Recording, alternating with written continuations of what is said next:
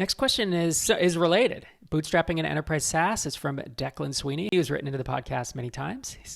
He says, "Hey Rob, Declan here from Campus Connect. We sell to universities and the higher ed market. Our service helps boost applicant conversion by enabling applicants to connect with peers prior to enrollment. Big KPI for recruitment and enrollment folks in universities. Our current clients are super happy, and we've done well in terms of revenue expansion within the current customer base, which is a great testament to the value they receive. Word of mouth and referral has enabled much of the expansion revenue, but as universities are mostly in competition, it doesn't support referrals to new sites. My question relates to market penetration in a slow-moving B2B enterprise market. As a totally bootstrapped startup, it's exceptionally difficult to get in front of the right folks. It seems those with mega marketing budgets can do so and win. I would actually question that. Marketing, well, anyways. Well, I'll keep reading and then I'll let you weigh in, but I question some of the assumptions in this email for the record. You said even though they have inferior products when they have so much money for marketing budgets that they can get inside these big orgs, are some markets just not feasible for a bootstrapped approach? Thanks for the guidance as always. What do you think, sir? You've sold to big e-com companies. What are your thoughts?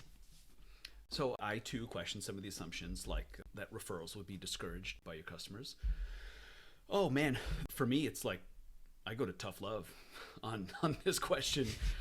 It's not fair that your competitors have more money or that they've raised more and that you don't, and nobody cares. And you're dealing with an unfair situation and you can cry about it or you can kind of work with it. It does sound like a tough situation to sell to universities. At the same time, maybe that's your advantage. That does not mean that you have to go out and raise the same money.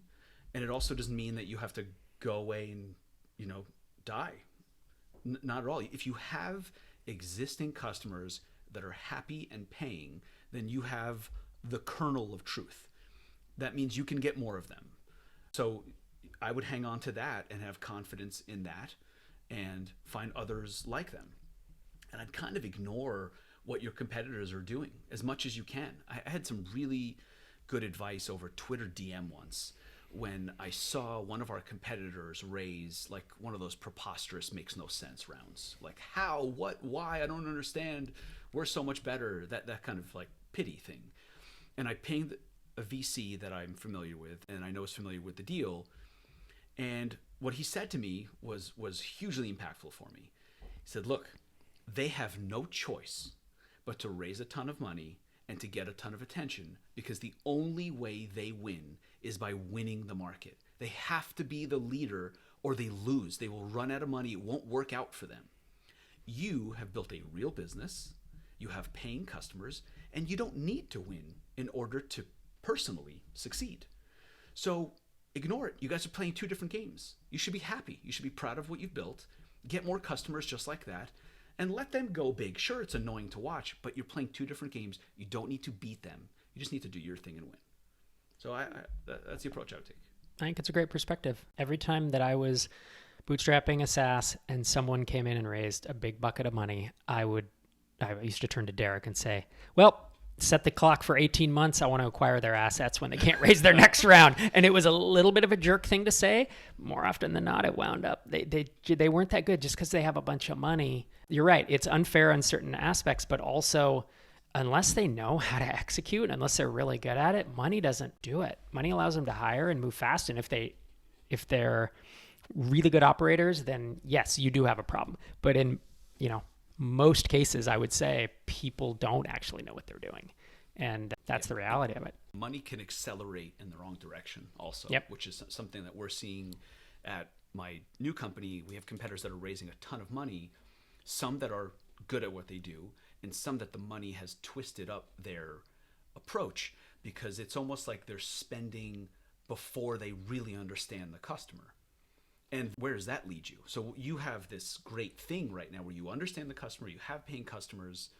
Yes, it's annoying, but I would look at whatever channels are working for you. That might just be word of mouth or your individual networking efforts or whatever it is, and keep focusing on them. And if you have a big market like universities and you've figured out how to sell to them, you just keep going. It turns into a longevity thing. The founders that are bootstrapped, that are successful, the ones that I know that are most successful, have just been persevering. They've just been doing it a while, and then it compounds, and you get to the place you want. especially in these I would call them tough markets, where it's customer pain, where just the sales process alone is a year or more. I can imagine it's like selling to the government, selling to universities, selling to like electrical contractors. I mean, these are just people that are just very slow moving, selling into legal, selling into, there's just a lot of spaces that are tougher to sell to than Bootstrap SaaS founders or designers or developers. You know what I mean? It's like you can build interesting things for those people. They're online, they're easy to reach, and that's just not the case. So the fact that you're in a space like universities and trying to sell to them at all means you're definitely doing that part of it on hard mode. Now, on the flip side, your contract value should be enormous. Like that, this is the mistake I see some folks making, is selling into these really hard markets where it's a 6-month or 12-month sales cycle and you're charging a tenth of what you should be charging, right? These should be, I don't know what exactly your product is, but these should be 50 grand, 100 grand a year contract values, or else it doesn't support the effort that you have to put into sales. You have a few choices here. You could also go out and raise a bunch of money. I mean, that is a choice, right? Mm-hmm. Jordan, you and I, outsiders. I knew 0 people with money. I knew 0 entrepreneurs. I knew 0 venture capitalists when I started bootstrapping stuff 15, 16 years ago. As far as I know, you had a couple friends from college who like are traders on a stock, or they're in like finance, bankers, but they're bankers. They're not like, you didn't know any venture capitalists. And now it's funny, someone may have heard you 5 minutes ago say, yeah, I DM'd a venture capitalist who I know. You know how you know that person? Not because your dad introduced you and you went to Harvard with him. No, you hustled, you went to conferences, you meet people, you built your network over the last decade or more, right? And that's what this takes. So I'm not saying that Declan should or should not raise money, but it is a choice. It is a choice. If you really think that's the way to get there, then do it. If you really want to be bootstrapped, that's cool. And then it's back to your comment, Jordan, of now you have to figure out what are your advantages as a bootstrapper, right? And how do you combat this unfair situation where someone does just have buckets of money? So those are our thoughts, Declan. Hope they're helpful.